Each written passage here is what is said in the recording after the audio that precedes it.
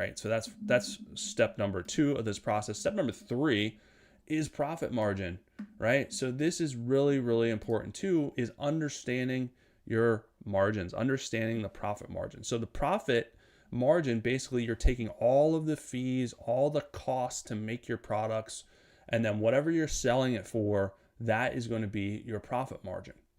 If you start off with a super small profit margin, or you have no idea what your profit margin is, that's not good.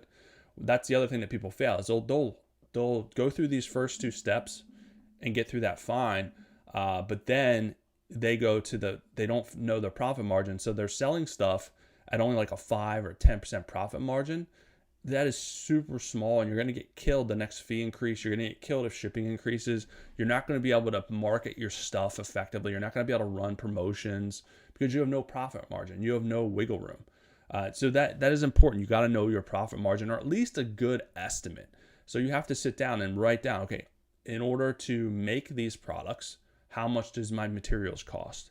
How much does it cost to ship the stuff? How much are the Etsy fees? So Allora has a pretty good profit. They have a good profit margin calculator, which you can use, and you can find these anywhere. You just search for profit margin calculator. But this one's nice because it includes the Etsy fees, and it gives you a really good breakdown, because a lot of people don't understand the Etsy fees either.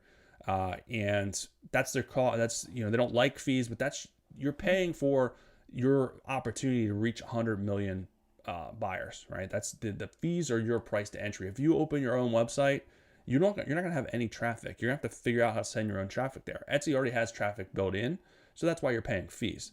So people I know get really mad at that, but that's what you're paying for. It's your price to get that traffic.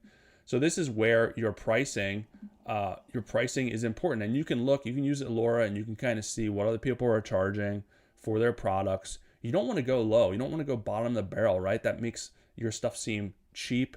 That makes it seem like very low value. So figure out how to go middle to high in terms of pricing, and then validate it with how you're setting it up. Create value inside the listing.